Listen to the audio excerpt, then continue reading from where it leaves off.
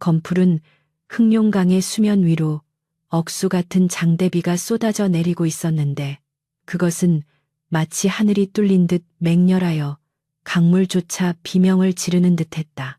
천년의 침묵을 깨고 흑룡강 깊은 곳에서 울려 퍼지는 괴성은 산천초목을 벌벌 떨게 만들었고 번개가 칠흑 같은 어둠을 가를 때마다 드러나는 거대한 그림자는 보는 이의 간담을 서늘하게 하기에 충분했다.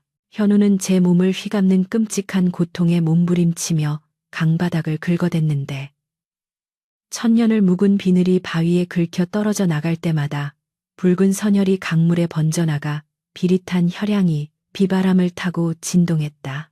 그는 지금 당장이라도 승천하여 구름을 뚫고 솟구쳐야 할 운명을 지니고 있었으나 그의 시선은 하늘이 아닌 강가에 쓰러져 있는 한 여인에게 고정되어 있었다. 차갑게 식어가는 서연의 뺨 위로 빗물이 흘러내리는 것을 보며 현우는 찢어지는 가슴을 부여잡고 허공을 향해 절규했으니 그 소리는 짐승의 울부짖음이라기보다 차라리 피를 토하는 통곡에 가까웠다. 어찌하여 하늘은 나에게 이토록 가혹한 형벌을 내리시는가. 천년의 기다림 끝에 얻은 것이 고작이 싸늘한 주검이란 말인가. 그의 외침은 뇌성병력에 묻혀 흩어졌으나 그 속에 담긴 원망과 슬픔은 강물보다 깊고 어두웠다. 현운의 기억은 고통 속에서 아득한 과거로 흘러들어갔는데 그것은 지금과 달리 강물이 햇살을 머금고 은비늘처럼 반짝이던 어느 따스한 봄날이었다. 흑룡강의 주인으로 천년 가까운 세월을 차가운 강바닥에서 보내며 오직 승천할 날만을 기다리던 이묵이 현운에게 인간 세상은 그저 스쳐 지나가는 풍경에 불과했다. 그러나 그날 약초를 캐러 가파른 절벽을 오르다 발을 헛디뎌 강물로 추락한 여인을 받아낸 것은 순전히 우연이자 피할 수 없는 업보의 시작이었다. 물속에서 정신을 잃고 가라앉는 서연의 몸을 자신의 긴 꼬리로 휘감아 물 위로 건져 올렸을 때 현우는 처음으로 인간의 체온이라는 것이 얼마나 따스하고 연약한 것인지를 느꼈다. 젖은 머리카락 사이로 드러난 서연의 얼굴은 갓 피어난 복사꽃처럼 맑고 투명하여 천년 동안 식어있던 그의 심장에 기이한 파동을 일으켰다. 정신을 차린 서연이 거대한 뱀의 형상을 한 자신을 보고 비명을 지르며 달아날 것이라 예상했으나 그녀는 두려움에 떨면서도 호기심 가득한 눈망울로 그를 응시하며 떨리는 목소리로 물었다. 당신이 저를 구해주신 것인가요? 이 강에 사신다는 전설 속의 그분이신가요? 그 목소리는 봄바람처럼 부드러워 현운의 경계심을 단번에 무너뜨렸다. 그날 이후 서연은 매일같이 강가를 찾아와 현운에게 말을 걸었는데 처음에는 바위 뒤에 숨어 모습만 지켜보던 현운도 점차 그녀에게 마음을 열기 시작했다. 가난한 약초꾼의 딸로 태어나 병든 노모를 모시며 살아가는 서연의 삶은 고단하기 그지없었으나 그녀의 영혼은 그 어떤 보석보다 맑고 순수했다. 그녀는 자신이 캐온 산딸기나 떡을 바위 위에 올려두며 오늘 하루 겪었던 소소한 일들을 조잘거렸고 현우는 물 위로 머리만 내민 채 그녀의 이야기를 듣는 것이 유일한 낙이 되어버렸다. 오늘은 산삼을 발견했어요. 어머니 약값에 보탤 수 있어서 얼마나 다행인지 몰라요. 님께서 도와주신 덕분이에요. 서연이 환하게 웃으며 말할 때면 현우는 자신이 곧 용이 되어 하늘로 올라가야 한다는 사실조차 잊은 채 그녀의 곁에 영원히 머물고 싶다는 위험한 욕망을 품게 되었다. 인간과 요물은 결코 맺어질 수 없는 사이이며 더욱이 승천을 앞둔 이무기가 인간에게 정을 주는 것은 수련의 치명적인 독이 된다는 것을 알면서도 그는 걷잡을 수 없이 커져가는 연정을 억누를 길이 없었다. 차가운 비늘로 덮인 자신의 몸이 그녀의 따스한 손길을 그리워하게 될 줄은 꿈에도 몰랐던 것이다. 어느 늦은 밤 달빛이 유난히 밝던 날 현우는 인간의 모습으로 둔갑하여 서연 앞에 나타났는데 이는 금기를 깨는 위험한 행동이었다. 푸른 도포자락을 휘날리며 달빛 아래 서 있는 현운의 모습은 웬만한 귀공자보다 수려했으나 그 눈동자 깊은 곳에는 감출 수 없는 요기가 서려 있었다. 서연은 그가 강 속의 그 거대한 존재임을 단번에 알아차리고는 놀라움과 반가움이 뒤섞인 표정으로 다가왔다. 정녕, 님이시군요. 꿈속에서만 뵙던 모습을 이리 눈앞에서 뵙게 되다니. 현우는 떨리는 손으로 서연의 뺨을 어루만지며 자신의 차가운 손이 그녀를 놀라게 하지 않을까 염려했다. 나의 본 모습을 보고도 두렵지 않으냐. 나는 사람을 해할 수도 있는 요물이다. 그의 물음에 서연은 고개를 저으며 따뜻한 양손으로 그의 손을 감싸 쥐었다. 겉모습이 무엇이 중요하겠습니까? 저를 죽음에서 구해주시고 제 하소연을 묵묵히 들어주신 그 마음이 중요한 것이지요. 제게님은 그저 은인이자 연모하는 분일 따름입니다. 그 순간 현운의 가슴속에 박혀있던 천년의 고독이 눈 녹듯 사라지고 그 자리에는 뜨거운 열망이 자리 잡았으나 동시에 다가올 비극의 그림자가 그들의 발밑으로 검게 드리워지고 있었다. 계절이 바뀌어 낙엽이 지고 찬바람이 불기 시작할 무렵 현운의 몸에 이상한 징후가 나타나기 시작했다. 승천할 시기가 다가옴에 따라 체내의 기운이 요동치며 전신이 불덩이처럼 뜨거워졌고 뼈마디가 뒤틀리는 고통이 수시로 찾아왔다. 이는 용으로 탈바꿈하기 위한 상고였으나 현우는 그 고통보다 서연과 헤어져야 한다는 사실이 더 두려웠다. 반면 서연의 마을에는 흉흉한 소문이 돌기 시작했는데 강가에 나타난 요물 때문에 마을에 가뭄이 들고 역병이 돌 것이라는 무당의 예언이 사람들의 불안감을 부추겼다. 마을 사람들은 횃불과 몽둥이를 들고 강가로 몰려와 구판을 벌이고 강물을 향해 돌을 던지며 요물을 저주했다.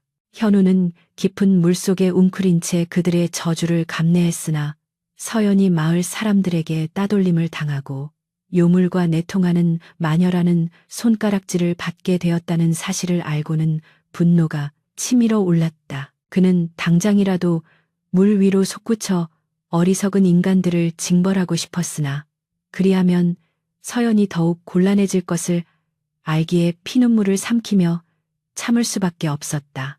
그러던 어느 날 서연이 평소와 다름없이 강가를 찾았을 때 그녀의 안색은 창백하기 그지없었고 걸음걸이 또한 위태로웠다. 현우는 본능적으로 그녀에게 심상치 않은 일이 생겼음을 직감하고 물 위로 모습을 드러냈는데 서연은 힘없이 미소 지으며 그의 거대한 머리에 손을 얹었다. 님, 오늘은 몸이 좀 무겁네요. 하지만 님의 얼굴을 보니 기운이 납니다. 현우는 그녀의 몸에서 느껴지는 기운이 예전과 달리 차갑게 식어가고 있음을 감지하고 소스라치게 놀랐다. 그것은 단순한 병이 아니라 자신의 강한 양기가 그녀의 약한 음기를 잠식하여 생기는 화독의 일종임을 깨달았기 때문이다. 승천을 앞둔 이무기의 기운은 인간이 감당하기에는 너무나 강렬했던 것이다. 내 곁에 있으면 너는 죽는다. 당장 이 강을 떠나 멀리 도망가거라. 현운이 안타까움에 소리쳤으나 서연은 고개를 가로저으며 그의 비늘에 얼굴을 묻었다. 님이 없는 세상에서 100년을 사느니 님 곁에서 하루를 살다 죽겠습니다. 저를 밀어내지 마세요.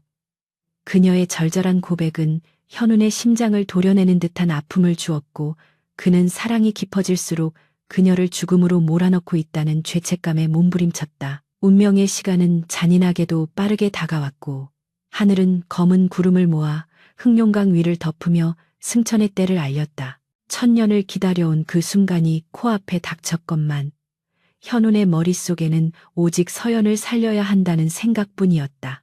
그러나 인간의 생사에 관여하는 것은 하늘의 뜻을 거스르는 일이며 이는 곧 자신이 쌓아온 모든 공덕을 무너뜨릴 수도 있는 중대한 위반이었다. 그는 밤마다 강바닥을 뒹굴며 고뇌했고 그 고뇌의 깊이만큼 강물은 소용돌이치며 거칠어졌다. 한편 마을에서는 요물을 잡기 위해 전설적인 사냥꾼들을 고용했다는 소식이 들려왔고 서연은 아픈 몸을 이끌고 현운에게 이 사실을 알리기 위해 폭우가 쏟아지는 밤길을 나섰다. 안 됩니다. 가지 마세요. 그들이 님을 해치려 합니다. 빗속을 뚫고 강가로 달려온 서연의 외침은 천둥 소리에 묻혔으나 현운의 귀에는 그 어떤 소리보다 선명하게 박혔다. 그리고 그 순간 어둠 속에서 날아온 날카로운 화살 하나가 현운을 향해 날아들었고 서연은 주저없이 몸을 날려 그 화살을 막아섰다. 다시 현재로 돌아와 현우는 빗물과 피로 얼룩진 서연의 얼굴을 내려다보며 짐승 같은 울음을 토해냈다. 그녀의 가슴에는 검붉은 독화살이 박혀 있었고 그 상처 주변으로 검은 도끼가 빠르게 퍼져나가고 있었다. 이것은 평범한 화살이 아니라 이무기의 영혼을 파괴하기 위해 특수하게 제작된 주술 걸린 화살이었기에 인간인 서연이 감당하기에는 너무나 치명적이었다. 서연의 숨소리는 점점 희미해져 갔고 그녀의 손은 얼음장처럼 차가워졌다. 서연아, 눈을 떠라. 내 너를 살릴 것이다. 반드시 살려낼 것이다. 현우는 자신의 영력을 끌어모아 그녀의 상처에 불어넣으려 했으나 승천을 앞둔 그의 기운은 너무나 거칠고 뜨거워 오히려 그녀의 생명을 단축시킬 뿐이었다. 하늘에서는 화광하는 굉음과 함께 굵은 번개 줄기가 강물을 때리며 어서 승천하라고 재촉하고 있었지만 현운에게 천개의 부름 따위는 더 이상 들리지 않았다. 지금 그의 눈앞에 있는 세상의 전부는 오직 꺼져가는 생명의 불씨를 안고 있는 서연뿐이었다. 현우는 자신의 내면에 잠들어 있는 여의주를 느꼈다. 천년의 수련으로 빚어진 그 영롱한 구슬은 그를 용으로 만들어줄 유일한 열쇠이자 막강한 힘의 원천이었다. 그러나 동시에 그것은 죽어가는 사람도 살릴 수 있는 기적의 영약이기도 했다. 만약 여의주를 사용한다면 서연을 살릴 수 있을지도 모른다. 하지만 여의주를 잃는다는 것은 곧 천년의 노력이 물거품이 되는 것을 넘어 영원히 뱀도 용도 아닌 미물로 추락하여 고통 속에 살아가야 함을 의미했다. 아니 어쩌면 목숨마저 잃을 수도 있었다. 하늘은 계속해서 천둥으로 그를 위협했고 강물은 거세게 일렁이며 그의 결단을 종용했다. 서연이 힘겹게 눈을 뜨고 현운을 바라보며 가냘픈 목소리로 속삭였다. 님, 어서 가세요. 하늘이 문을 열었습니다. 저는 괜찮습니다. 죽음의 문턱에서도 자신의 안위보다 현운의 승천을 걱정하는 그녀의 맑은 눈동자를 보며 현우는 억장이 무너지는 듯한 슬픔과 함께 어떤 확신이 가슴 깊은 곳에서 차올랐다. 천년의 기다림 하늘을 나는 꿈룡이 되어 누릴 영광. 그 모든 것이 지금 이 여인의 미소 하나보다 가치가 있는 것인가. 현운의 눈에서 굵은 눈물이 떨어져 서연의 뺨을 적셨다. 그 눈물은 빗물과 섞여 강물로 흘러들어갔으나 그 온기는 차가운 강물을 데울 만큼 뜨거웠다. 검은 비구름이 휘몰아치는 흑룡강의 밤은 마치 세상의 종말을 고하는 듯 처절했고 그 어둠 속에서 현우는 죽음의 그림자와 사투를 벌이고 있었다. 서연의 가슴에 박힌 독화살은 단순한 쇠붙이가 아니라 사악한 주술사들이 이무기의 연기를 감아매기 위해 시신의 뼈를 갈아 만든 사골시 스굿이었기에 상처에서는 붉은 피 대신 검푸른 독액이 흘러나와 그녀의 흰 옷자락을 흉측하게 물들이고 있었다.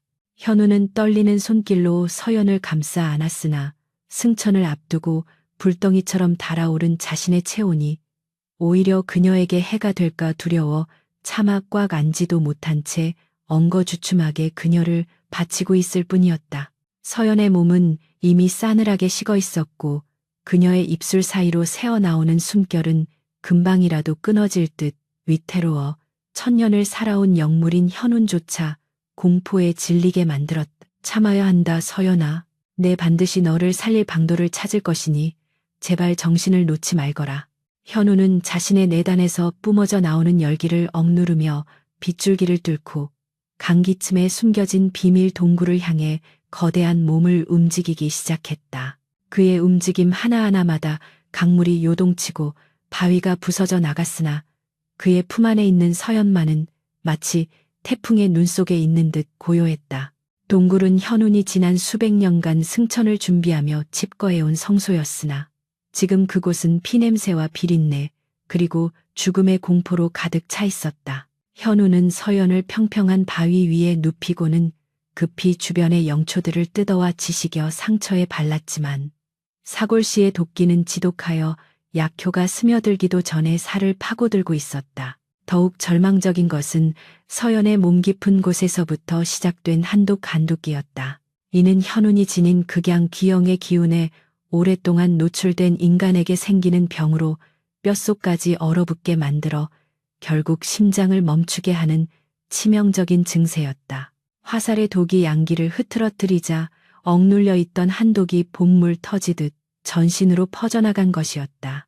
서연은 고통 속에서도 신음조차 제대로 내지 못한 채 덜덜 떨고 있었는데 그 모습은 마치 얇은 얼음장 위에 버려진 작은 새와도 같아 현운의 가슴을 후벼 팠다. 그는 자신의 거친 비늘이 그녀의 여린 피부를 상하게 할까봐 인간의 모습으로 변하려 했으나 승천의 때가 임박하여 요동치는 기운 탓에 반인반수 반은반소의 기괴한 형상을 유지할 수밖에 없었다. 흉측한 자신의 모습이 그녀를 더욱 두렵게 할까봐 고개를 돌리려 했지만 서연의 차가운 손이 그의 손목을 힘겹게 붙잡았다. 한편 폭우가 쏟아지는 강 밖에서는 횃불의 행렬이 마치 굶주린 늑대 떼처럼 어둠을 가르며 다가오고 있었다. 그들은 조정에서 파견된 축의군 죄의 귀군과 현상금을 노리는 사냥꾼들이었는데 그 선두에는 탐욕스럽기로 소문난 주술사 강철이 서 있었다. 강철은 빗물에 젖은 채 번들거리는 눈빛으로 강물을 노려보며 손에 쥔 나침반 형태의 주주가 가리키는 방향을 쫓고 있었다. 이놈의 요물이 드디어 꼬리를 잡혔구나. 승천하지 못하고 주춤거리는 꼴을 보니 필시 무슨 사단이 난 게야. 강철은 낄낄거리며 부하들에게 소리쳤고 그의 명령에 따라 사냥꾼들은 북을 두드리고 징을 치며 짐승을 몰아가듯 포위망을 좁혀왔다. 그들이 두드리는 북소리는 단순한 소음이 아니라 이무기의 정신을 혼미하게 만드는 주술이 담긴 소리였기에 동굴 깊은 곳에 있는 현운의 귀에도 날카로운 비명처럼 파고들었다. 마을 사람들은 그들의 뒤를 따르며 마녀를 내놓아라, 요물을 죽여라 라고 외쳐댔는데 그들의 목소리에는 두려움보다 맹목적인 증오가 더 짙게 배어 있었다. 한때 서연을 이웃이라 부르며 정을 나누던 그들이었으나 공포와 미신 앞에서는 그 누구보다 잔혹한 심판자로 돌변해 있었다. 동굴한 현우는 밖에서 들려오는 소란스러움에 이빨을 갈았으나 지금 당장 나가서 그들을 쓸어버릴 힘이 남아있지 않았다. 승천의 시각인 자시즈지가 다가올수록 그의 몸은 타들어가듯 뜨거워졌고 등 뒤의 비늘 틈새에서는 붉은 증기가 뿜어져 나왔다. 이것은 용이 되기 위해 허물을 벗는 과정이었으나 지금처럼 기력이 쇠한 상태에서는 뼈를 깎는 고통일 뿐이었다. 그는 고통을 삼키며 서연의 이마에 맺힌 식은땀을 닦아주었는데 서연이 희미하게 눈을 뜨고 그를 바라보았다. 님, 소리가 들립니다. 사람들이 오고 있어요. 서연의 목소리는 갈라져 잘 들리지 않았지만 현우는 그녀의 입모양만으로도 그 뜻을 알 수 있었다. 걱정 마라. 내가 있는 한 그 누구도 너를 해치지 못한다. 내 목숨을 걸고 너를 지킬 것이다. 현운의 단호한 맹세에도 불구하고 서연의 눈에는 깊은 슬픔이 고였다. 그녀는 자신이 현운의 발목을 잡고 있다는 사실을 누구보다 잘 알고 있었기 때문이다. 저를 버리고 가세요. 지금이라도 하늘로 오르셔야 합니다. 천년의 꿈을 저 같은 것 때문에 포기하지 마세요. 그녀는 눈물을 흘리며 애원했으나 그 눈물조차 뺨을 타고 흐르다 차갑게 얼어붙을 지경이었다. 현우는 서연의 말을 단호히 자르며 그녀의 손을 더욱 꽉 쥐었다. 천년의 꿈 그래. 나는 오직 그날만을 위해 살아왔다. 차가운 강바닥에서 썩은 고기를 씹으며 인간들에게 돌팔매질을 당하면서도 오직 용이 되어 구름 위를 노니는 그날만을 꿈꿨지. 현운의 목소리가 젖어 들어갔다. 허나 너를 만나고 비로소 깨달았다. 네가 웃어주는 그 찰나의 순간이 차가운 구름 위에서의 영겁보다 더 따뜻하다는 것을. 네가 없는 하늘이라면 내게는 그저 또 다른 감옥일 뿐이다. 그의 고백은 진심이었으나 그 진심이 서연에게는 더 큰 죄책감이 되어 돌아왔다. 그녀는 자신의 존재가 그를 파멸로 이끌고 있다는 생각에 괴로워하며 차라리 혀를 깨물어서라도 그의 짐을 덜어주고 싶은 심정이었다. 하지만 독 기운이 전신을 마비시켜 손가락 하나 까딱할 힘조차 없었기에 그녀는 그저 하염없이 눈물만 흘릴 수밖에 없었다. 그때 동굴 입구 쪽에서 쾅하는 폭음과 함께 흙먼지가 쏟아져 들어왔다. 사냥꾼들이 동굴의 위치를 찾아내고 입구를 폭파하기 시작한 것이다. 이 안에 숨어 있는 게 확실하다. 도간에 든 쥐꼬리군 강철의 야비한 목소리가 동굴 안을 울렸다. 현우는 서연을 자신의 몸 뒤로 숨기며 입구를 향해 날카로운 살기를 뿜어냈다. 그의 눈동자가 세로로 찢어지며 황금빛 안광을 발산하자 동굴 안의 공기가 무겁게 가라앉았다. 그러나 그의 육체는 한계에 다다르고 있었다. 승천을 위해 모아둔 기운이 밖으로 배출되지 못하고 안에서 역류하면서 그의 내장은 뒤틀리고 혈관이 터져 나가고 있었다. 입가에서 검붉은 피가 주르륵 흘러내렸지만 그는 억지로 버티며 서 있었다. 지금 그가 쓰러지면 서연은 저 짐승 같은 사냥꾼들에게 찢겨 죽거나 더 끔찍하게는 요물을 유인한 미끼로 취급받아 화형을 당할 것이 뻔했기 때문이다. 현우는 마지막 남은 요력을 쥐어짜 내 동굴 입구에 결계를 쳤지만 강철이 쏟아붓는 부적과 염주는 그 결계를 조금씩 그러나 확실하게 갉아먹고 있었다. 사냥꾼들은 젖은 집단에 유황을 섞어 불을 붙인 뒤 동굴 안으로 던져넣기 시작했다.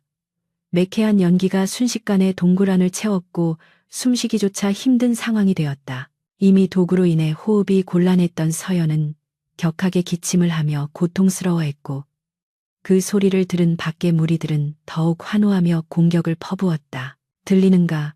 저 계집의 소리다. 요물이 계집을 끼고 있구나. 오늘 밤 횡재를 하겠어. 인간들의 탐욕은 요괴보다 더 추악했다. 현우는 연기를 피해 서연을 안고 동굴 더 깊은 곳 지하수가 흐르는 막다른 곳까지 물러났다. 더 이상 물러설 곳은 없었다. 뒤에는 차가운 암벽뿐이었고 앞에는 탐욕스러운 칼날들이 번뜩이고 있었다. 현우는 자신의 비늘이 떨어져 나간 자리에 드러난 붉은 속살이 연기에 따가워 미칠 지경이었으나 오직 서연의 코와 입을 자신의 옷소매로 가려주며 그녀를 보호하는 데만 집중했다. 조금만 참거라. 내 목숨이 붙어있는 한 저들은 결코 내 털럭 하나 건드리지 못할 것이다. 극한의 상황 속에서 서연은 흐릿해지는 의식 너머로 현운의 가슴 속에서 붉게 빛나는 무언가를 보았다. 그것은 심장 박동에 맞춰 강렬한 빛을 뿜어내고 있었는데 바로 전설 속의 여의주였다. 그 빛은 너무나 성스럽고 아름다워서 더러운 동굴 안의 어둠과 연기를 일순간에 몰아내는 듯했다. 서연은 본능적으로 알 수 있었다. 저 구슬이 현운의 생명이자 힘의 원천이라는 것을. 그리고 지금 현운이 저 힘을 사용하여 자신을 치료하지 않고 아껴두는 이유가 오직 승천에 대한 미련 때문이 아니라 저것을 잃으면 현운 자신이 죽을 수도 있기 때문이라는 것도 짐작할 수 있었다. 그녀는 마지막 힘을 다해 현운의 옷자락을 잡아당겼다. 님, 저를 위해 힘을 쓰지 마세요. 부디 저 구슬을 지키세요. 그녀의 애원은 현운의 가슴을 찢어 놓았다. 하지만 현운의 마음속에서는 이미 결단이 서고 있었다. 승천의 시각은 이제 불과 반시진 1시간도 남지 않았다. 하늘의 문이 닫히기 전에 결정을 내려야 했다. 자신이 용이 되어 저들을 쓸어버리고 하늘로 오를 것인가? 아니면 모든 것을 포기하고 이 여인을 살릴 것인가? 강철과 사냥꾼들이 마침내 결계를 부수고 동굴 안으로 들이닥쳤다. 횃불의 불빛이 현운의 거대한 그림자를 벽면에 비추었고 그 기괴한 모습에 사냥꾼들은 잠시 주춤했으나 곧 탐욕이 공포를 이겨냈다. 쏴라 놈의 미간을 노려라.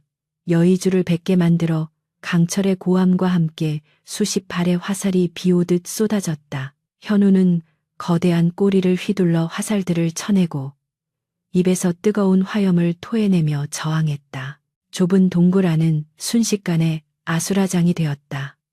화염에 휩싸인 사냥꾼들이 비명을 지르며 뒹굴었고 현운 또한 날카로운 창에 찔려 어깨와 옆구리에서 피를 뿜었다. 그러나 그 난전 속에서도 현우는 자신의 몸을 방패 삼아 서연에게 튀는 불똥 하나조차 막아내고 있었다. 그의 등은 이미 고슴도치처럼 화살이 박혀 있었지만 그는 고통을 초월한 듯한 표정으로 오직 품 안의 연인만을 내려다보고 있었다. 이 처절한 싸움은 단순한 생존의 문제가 아니었다. 그것은 천년의 수행보다 더 위대하고 무거운 사랑이라는 이름의 실현이었다. 무너져 내린 동굴의 잔해 속에서 뿜어져 나온 자욱한 먼지가 빗줄기에 씻겨 내려갈 즈음 현우는 만신창이가 된 몸을 이끌고 험준한 산비탈을 기어오르고 있었다. 등 뒤에서는 탐욕에 눈이 먼 사냥꾼들의 고함과 횃불의 불빛이 집요하게 따라붙고 있었으나 그의 감각은 이미 고통을 넘어서 오직 품에 안긴 서연의 미약한 심장 박동에만 집중되어 있었다. 서연의 몸은 이제 시신처럼 차갑게 굳어가고 있었고 입술은 핏기 하나 없이 푸르게 질려 있었다. 그녀의 영혼을 갉아먹는 한독 한독은 뼛속 깊이 파고들어 현운이 아무리 자신의 뜨거운 양기를 불어넣어도 마치 밑빠진 독에 물 붓기처럼 허망하게 흩어질 뿐이었다. 조금만 더 버티거라. 영험한 산신산신이 계신 곳에 다다르면 반드시 너를 살릴 방도를 찾을 수 있을 것이다. 현우는 빗물에 젖은 서연의 귓가에 끊임없이 속삭였으나 그것은 그녀를 위한 위로라기보다는 절망에 빠지지 않으려는 자신을 향한 주문과도 같았다. 바위 틈새를 비집고 올라가는 그의 꼬리와 발톱은 찢겨나가 너덜거렸고 그가 지나간 자리에는 검붉은 핏자국이 선명하게 남아 사냥꾼들에게 친절한 이정표가 되어주고 있었다. 백두대간의 전기가 모인다는 영봉 링퐁의 정상. 그곳에는 인간의 발길이 닿지 않는 고목숲 사이에 오래된 사당이 자리하고 있었다. 현우는 천년의 세월 동안 이 산을 지키며 수련해온 터라. 이곳의 주인이 누구인지 잘 알고 있었다. 그는 피투성이가 된 몸으로 사당 앞에 거대한 바위의 서연을 조심스레 눕히고는 피를 토하듯 울부짖으며 산신을 찾았다. 산신령님이시여, 천년을 이 산에서 엎드려 산 미물 현운이 간청하나이다. 부디 모습을 드러내어 이 가련한 여인을 굽어 살펴주소서. 그의 외침은 뇌성을 뚫고 하늘에 닿을 듯 처절했으나 돌아오는 것은 차가운 바람소리와 나뭇가지가 흔들리는 소리뿐이었다. 현우는 포기하지 않고 젖은 땅바닥에 머리를 지식히며 절을 올렸다. 제 승천의 공덕을 모두 바치겠나이다. 아니, 제 목숨을 가져가셔도 좋습니다. 제발 이 여인만은 살려주소서. 이마가 깨져 피가 흘러내려 눈앞을 가렸지만 그는 멈추지 않았다. 그때 사당 주변을 감싸고 있던 희뿌연 안개가 소용돌이치더니 백발이 성성한 노인의 형상이 서서히 드러났다. 산신령이었다. 그는 지팡이를 짚고 서서 현운을 내려다보았는데 그 눈빛은 연민과 엄격함이 공존하는 기묘한 것이었다. 미련한 것이로다. 산신령의 목소리는 웅장하면서도 서늘하게 현운의 가슴을 때렸다. 천년을 인내하여 이제 막 용이 되어 승천할 시기가 되었거늘. 고작 인간 계집 하나 때문에 그 모든 공든 탑을 무너뜨리려 하는가. 네가 쌓은 수행이 이토록 가벼운 것이었더냐. 현우는 고개를 들어 산신령을 바라보며 눈물을 흘렸다. 수행이 깊다 한들 사랑하는 이를 지키지 못한다면 그것이 무슨 소용이겠습니까? 용이 되어 천하를 호령한들 제 가슴이 텅 비어버린다면 그것은 영원한 형벌일 뿐입니다. 부디 방도를 알려주소서. 산신령은 한숨을 내쉬며 지팡이로 서연의 몸을 가리켰다. 저 아이의 몸에 퍼진 독은 보통 독이 아니다. 내 강렬한 양기에 잠식된 상태에서 사악한 주술의 독이 침투했으니 음양이 뒤틀려 오장육부가 얼어붙고 있다. 세상의 어떤 명약으로도 저 아이를 구할 수 없다. 절망적인 선고에 현운의 어깨가 축 늘어졌다. 그러나 산신령은 말을 이었다. 오직 하나 뒤틀린 음양을 바로잡고 얼어붙은 혈맥을 녹일 수 있는 유일한 물건이 있긴 하다. 현운의 눈이 번쩍 뜨였다. 그것이 무엇입니까? 지옥의 불길 속에 있다 해도 가져오겠습니다. 산신령은 현운의 눈을 똑바로 응시하며 무겁게 입을 열었다. 그것은 바로 네 뱃속에 있는 여의주 루이주다. 그 말은 청천벽력처럼 현운의 뇌리를 강타했다. 여의주. 그것은 현운이 1000년 동안 비바람을 맞고 달빛을 머금으며 뱃속에서 키워낸 내단, 나이단의 결정체였다. 그것이 있어야만 비바람을 부르고 구름을 타며 용이 될 수 있었다. 만약 여의주를 잃는다면 그는 용이 되기는커녕 1000년 전에 보잘것없는 뱀으로 돌아가거나 급격한 기운의 상실로 목숨을 잃을 수도 있었다. 여의주는 지극한 양년의 결정체이자 생명의 정수다. 그것을 저 아이에게 먹이면 여의주의 기운이 한독을 모두 빨아들이고 끊어진 생명줄을 이을 것이다. 허나 산신령은 잠시 말을 멈추었다가 비수 같은 한마디를 던졌다. 너는 승천할 수 없다. 아니 승천은커녕 오늘 밤 네 목숨을 장담할 수도 없다. 네가 선택해야 한다. 천년의 꿈이냐 찰나의 사랑이냐. 현우는 망연자실하여 서연을 내려다보았다. 그녀의 얼굴은 이제 죽음의 그림자가 짙게 드리워져 있었고 가늘게 떨리는 속눈썹만이 아직 생명이 붙어 있음을 알리고 있었다. 1000년의 세월이 주마등처럼 스쳐 지나갔다. 차가운 강바닥에서 겪었던 뼈를 깎는 추위, 인간들에게 당했던 멸시와 수모 오직 용이 되겠다는 일념 하나로 버텨온 그 인고의 시간들. 이제 하늘문이 열리고 구름 사다리가 내려오기 직전이었다. 이 여의주만 있으면 그는 신수셴소가 되어 영생을 누릴 수 있었다. 그런데 그것을 포기하라니 현운의 내면에서 격렬한 갈등이 소용돌이쳤다. 내가 이것을 포기하면 나는 무엇이 되는가? 그저 덩치 큰 뱀 요괴로 남아서 늙어 죽을 때까지 이 산골짜기를 기어 다녀야 한단 말인가? 용이 되고자 했던 욕망은 그의 본능이었고 생존의 이유였다. 하지만 그 욕망의 끝에 서연이 없다면, 서연이 싸늘한 주검이 되어 흙으로 돌아간다면 그가 구름 위에서 내려다보는 세상이 무슨 의미가 있을까? 그때 서연이 고통에 찬 신음을 흘리며 눈을 떴다. 그녀의 시야는 이미 흐릿해져 있었지만 눈앞에 있는 현운의 고뇌에 찬 표정만은 알아볼 수 있었다. 그녀는 본능적으로 현운이 자신 때문에 끔찍한 선택의 기로에 서 있음을 감지했다. 님, 저를 보지 마세요. 서연이 갈라지는 목소리로 힘겹게 속삭였다. 하늘을 보세요. 문이 열리고 있습니다. 그녀는 떨리는 손을 들어 현운의 가슴을 밀어내려 했다. 비록 깃털처럼 가벼운 손길이었지만 현운에게는 태산처럼 무겁게 느껴졌다. 가세요. 제발 저를 두고 가세요. 님이 용이 되어 비를 내리고 바람을 다스리는 모습을 저승에서라도 보고 싶습니다. 죽음 앞에서도 자신의 안위보다 현운의 꿈을 먼저 생각하는 그녀의 지고지순한 마음에 현운의 가슴속에 남아있던 마지막 이기심이 와르르 무너져 내렸다.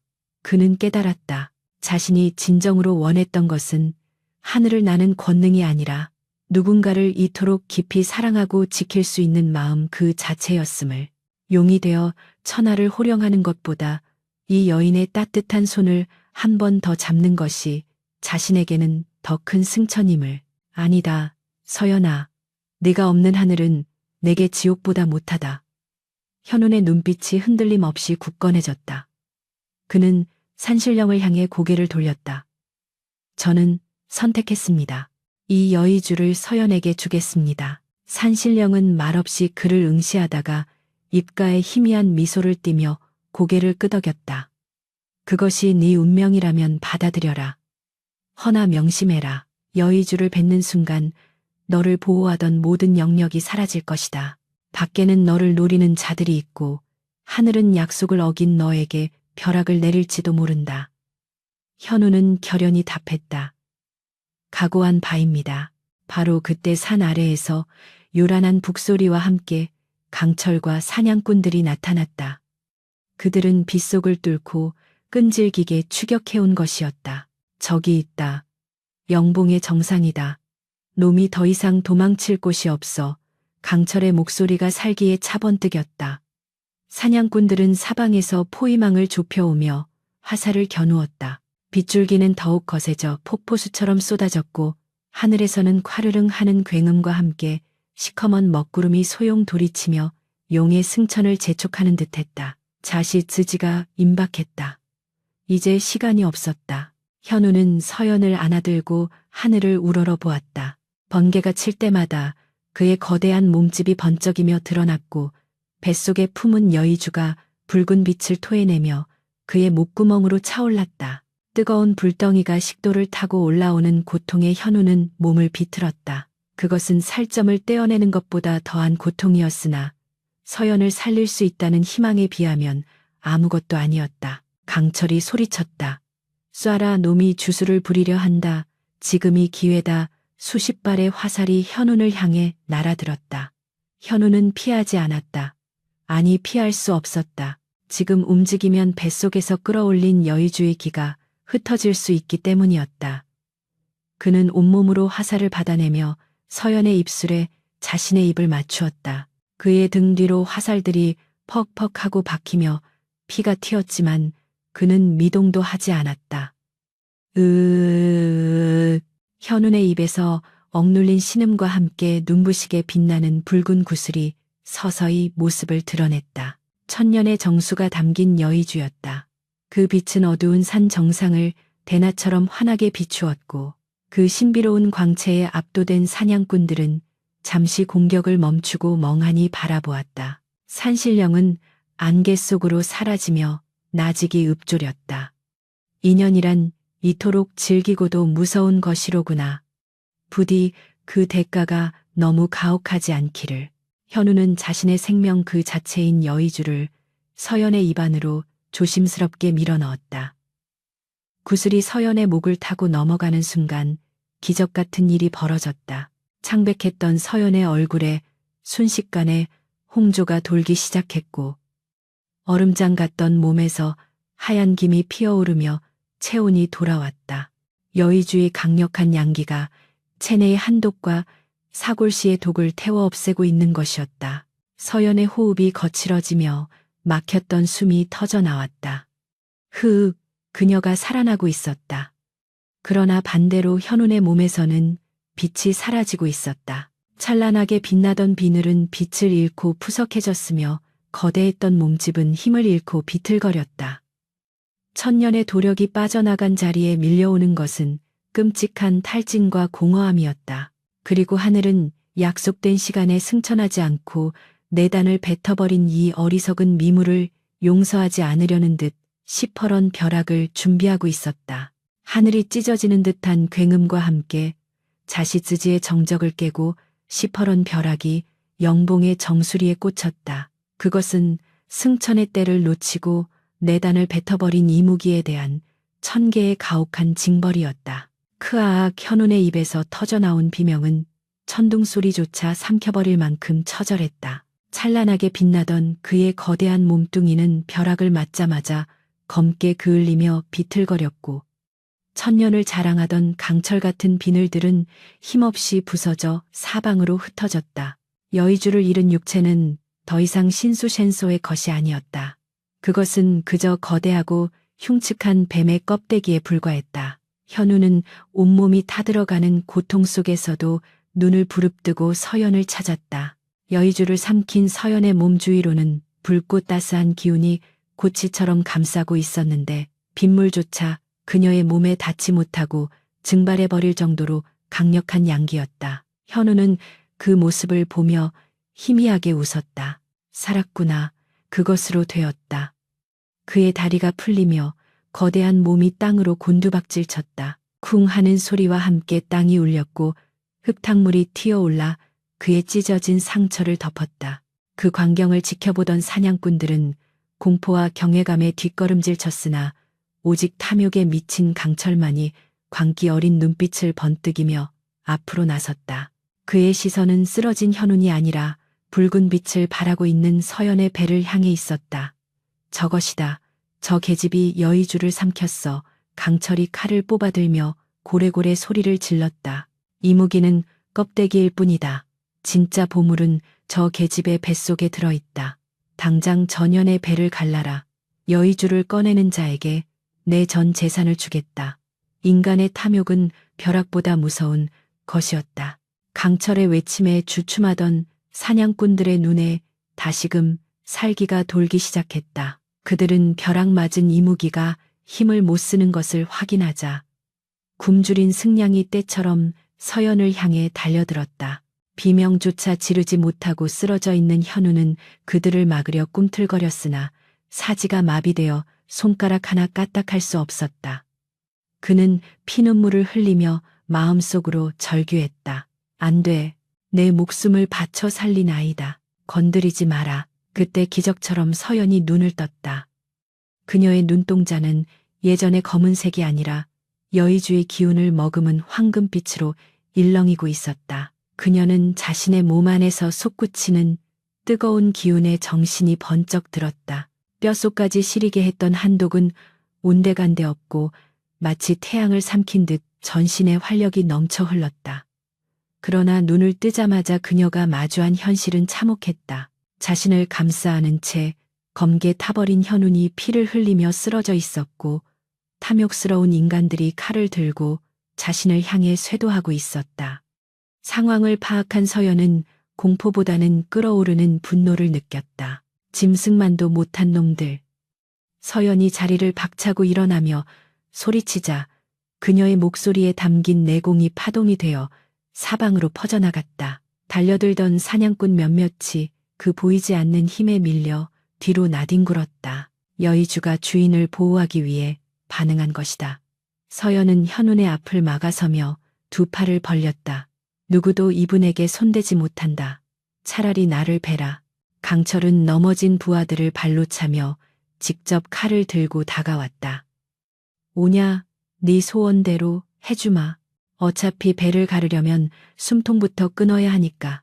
강철의 얼굴은 빗물과 진흙 그리고 광기로 뒤범벅되어 악귀와 다름없었다. 그는 서연이 평범한 여인이 아님을 느꼈지만 여의주를 손에 넣겠다는 일념 하나로 두려움을 억눌렀다. 강철이 서연을 향해 칼을 내리꽂으려는 찰나 쓰러져 있던 현운이 마지막 힘을 쥐었자 내 거대한 꼬리를 휘둘렀다.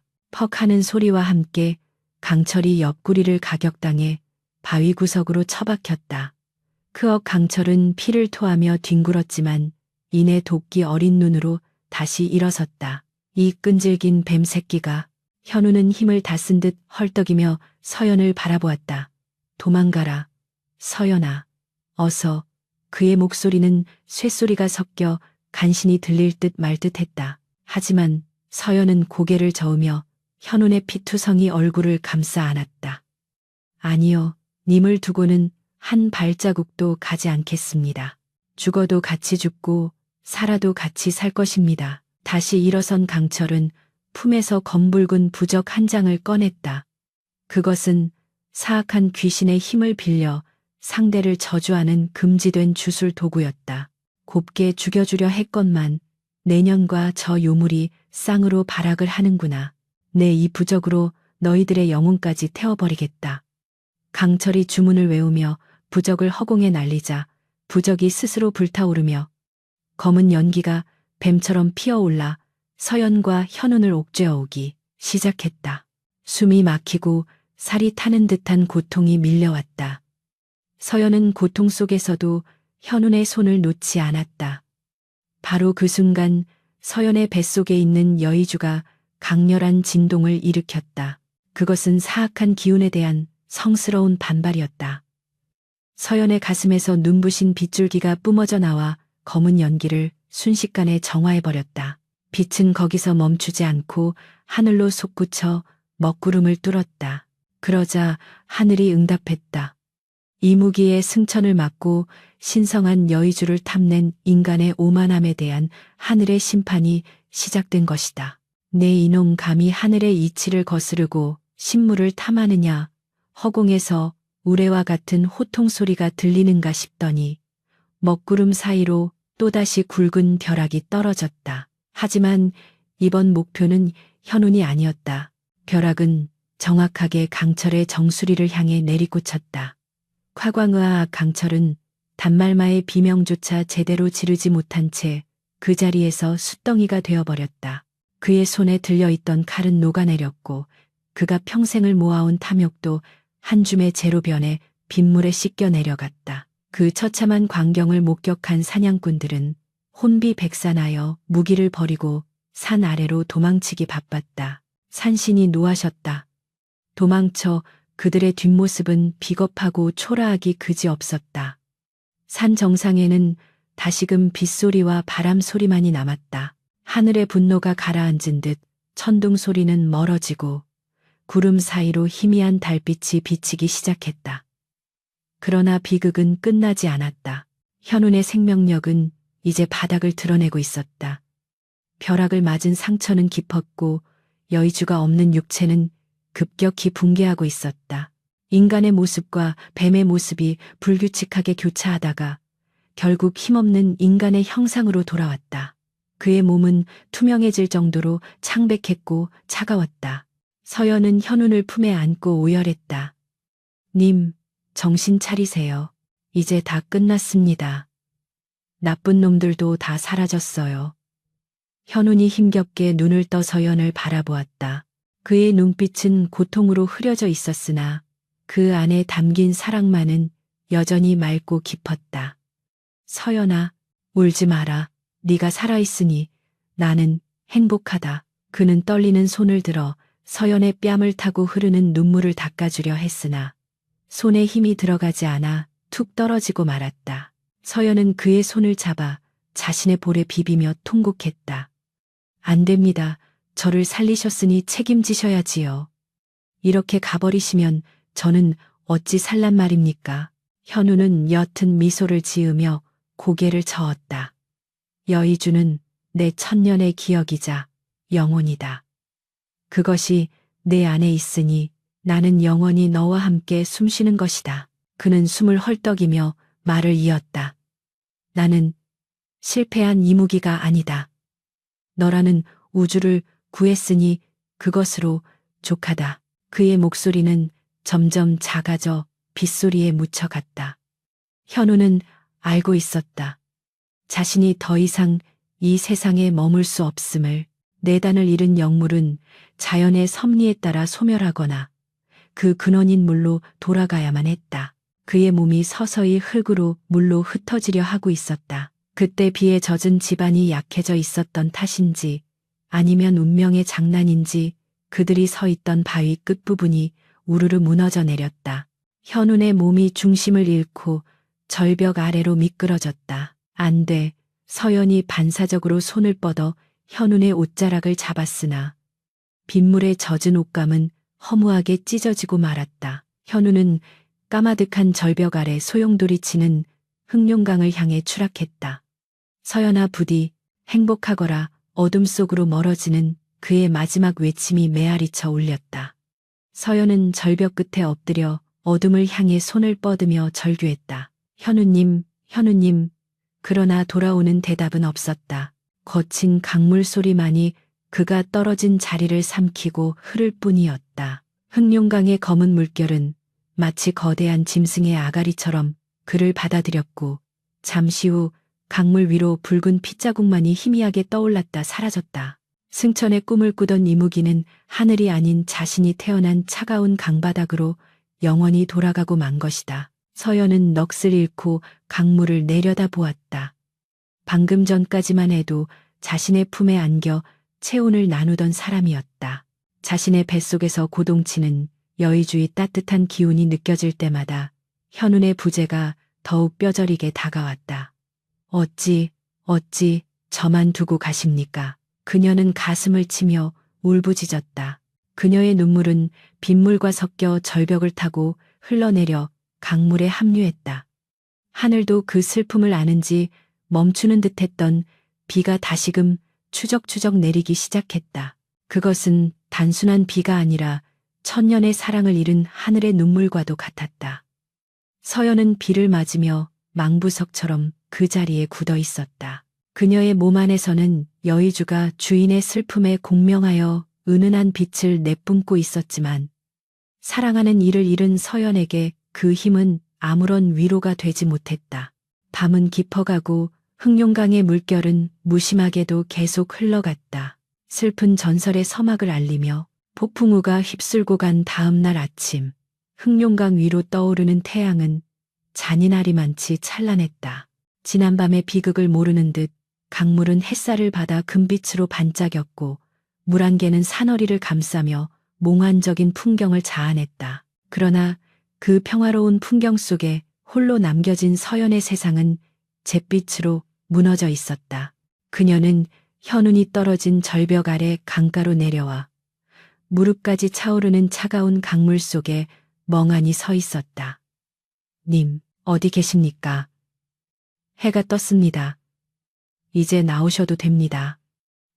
그녀의 목소리는 쉰소리가 되어 허공에 흩어졌다. 강물은 그저 묵묵히 흐를 뿐 그녀가 기다리는 그 거대한 그림자는 끝내 수면 위로 떠오르지 않았다. 서연의 뱃속 깊은 곳에 자리 잡은 여의주만이 미약하게 진동하며 그가 완전히 사라진 것이 아님을, 그의 일부가 여전히 그녀의 생명을 지탱하고 있음을 슬프게 증명하고 있었다. 그것은 축복이자 동시에 영원히 끝나지 않을 형벌과도 같은 그리움의 시작이었다. 서연은 마을로 돌아가지 않았다. 탐욕스러운 강철과 사냥꾼들이 사라진 마을은 평온을 되찾았지만 그녀에게 그곳은 더 이상 집이 아니었다. 그녀는 현운과 처음 만났던 강가 바위 근처에 작은 오두막을 짓고 매일 아침 강물에 정화수 한 그릇을 떠놓고 기도를 올리는 것으로 하루를 시작했다. 마을 사람들은 처음에는 그녀를 용의 여인이라 부르며 두려워하고 멀리했으나 시간이 흐르며 그녀의 지극정성에 감복하기 시작했다.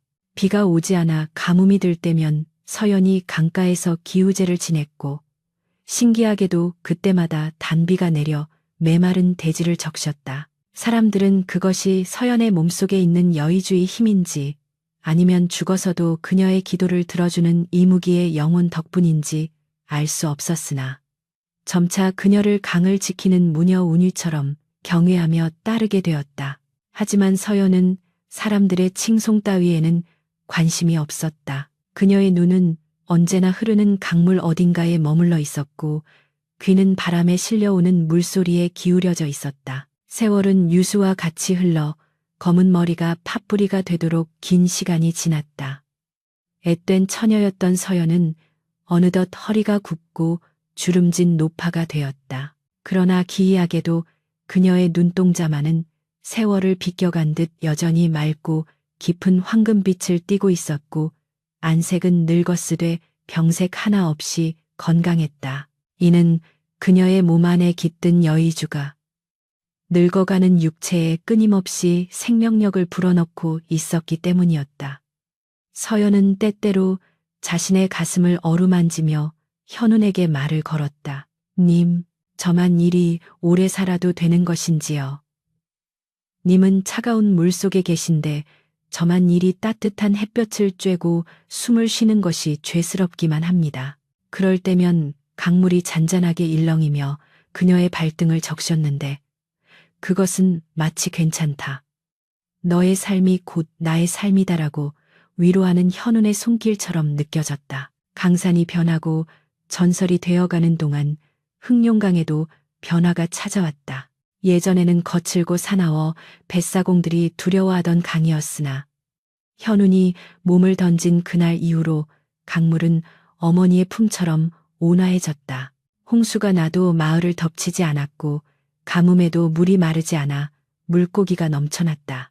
어부들 사이에서는 비바람이 치는 날이면 물속에서 거대한 그림자가 나타나 뒤집힐 뻔한 배를 안전한 곳으로 밀어준다는 목격담이 끊이지 않았다.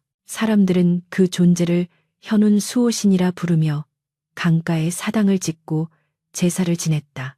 비록 용이 되어 하늘로 올라가지는 못했지만 현우는 죽어서 비로소 진정한 의미의 강의 주인이 되어 백성들을 보살피고 있었던 것이다. 서연은 사당을 지키며 찾아오는 사람들에게 현운의 이야기를 들려주었다.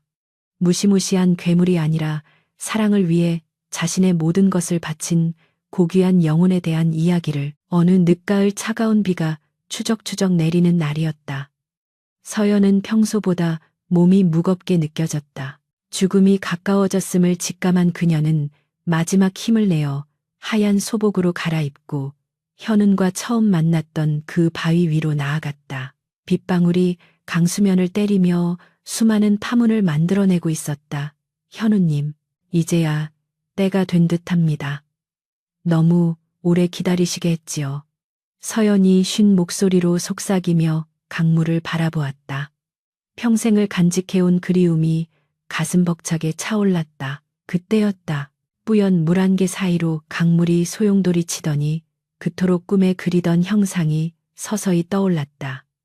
그것은 흉측한 뱀의 모습도 상처 입은 짐승의 모습도 아니었다. 은은한 푸른 빛을 머금은 뿌리 돋고 수염이 휘날리는 영롱한 물룡 쉐론의 모습이었다. 비록 하늘로 승천한 천룡텔룡은 아니었으나 강물 그 자체가 되어버린 현운의 영혼은 그 어떤 용보다도 아름답고 위엄 있었다. 서연의 눈에서 뜨거운 눈물이 흘러내렸다. 님, 정령님이시군요. 이 못난 사람을 데리러 오신 겁니까? 물룡은 그윽한 눈빛으로 서연을 바라보며 천천히 고개를 끄덕였다. 그러자 서연의 가슴 속에서 평생 잠들어 있던 여의주가 강렬하게 반응하며 빛을 뿜어내기 시작했다. 그녀의 입이 저절로 열리고 붉고 찬란한 구슬이 공중으로 떠올랐다. 여의주는 서연의 몸을 떠나 천천히 물룡을 향해 날아갔다. 가져가세요. 이것은 본래 님의 것입니다. 님의 천년 수행이자 저를 살려낸 사랑입니다. 여의주가 물룡의 이마에 닿는 순간 눈부신 광채가 흑룡강 전체를 뒤덮었다. 빗줄기는 꽃비처럼 변하여 흩날렸고 사방에서 은은한 피리 소리와 같은 천상의 음악이 들려왔다. 서연은 그 빛 속에서 자신의 몸이 가벼워짐을 느꼈다. 주름진 피부가 팽팽해지고 굽은 허리가 펴지며 가장 아름다웠던 젊은 날의 모습으로 돌아가고 있었다. 물룡으로 현신한 현운이 수면 가까이 다가와 등을 내어주었다. 서연은 망설임 없이 바위에서 발을 떼어 그의 등 위로 올랐다. 차갑지만 익숙하고 그리웠던 그 감촉, 현운이 나직하고 부드러운 목소리로 텔레파시처럼 그녀의 마음에 말을 걸어왔다. 서연아, 오래 기다렸다. 이제 우리 영원히 헤어지지 말자. 하늘 끝이 아니면 어떠하냐. 네가 있는 곳이 곧 나에게는 천국인 것을. 서연은 현운의 목을 끌어안으며 행복한 미소를 지었다. 네 님, 어디든 함께 가겠습니다. 저 깊은 강물 속이라도 다시는 놓지 않겠습니다. 현우는 긴 꼬리로 물보라를 일으키며 강물 깊은 곳, 그들만의 영원한 안식처를 향해 유유히 헤엄쳐 들어갔다. 그 뒷모습은 마치 한 폭의 그림처럼 강물 위로 긴 여운을 남겼다. 다음날 아침 비가 그친 강가에는 바위 위에 곱게 개켜진 서연의 하얀 소복만이 남아 있었다. 마을 사람들은 서연이 마침내 신선이 되어 이무기와 함께 떠났다고 믿었다. 그 후로도 오랫동안 흑룡강에는 비가 오는 날이면 두 마리의 용이 서로 휘감으며 춤을 추듯 헤엄치는 모습이 보인다는 전설이 전해져 내려왔다. 하나는 푸른 물의 용이요, 다른 하나는 황금빛을 띤 작은 용이었다. 사람들은 그 강을 지나며 두 손을 모아 그들의 영원한 사랑을 기렸고, 사랑하는 이를 위해 희생하는 마음이 얼마나 위대한 기적을 만드는지를 자손들에게 이야기해 주었다. 현운과 서연, 천년의 시간을 넘어선 그들의 사랑은 비록 험난하고 고통스러웠으나 끝내는 죽음조차 갈라놓지 못한 인연으로 맺어져 흑룡강의 푸른 물결 속에 영원히 흐르게 되었다. 승천보다 더 높고 깊은 사랑의 완성이었다.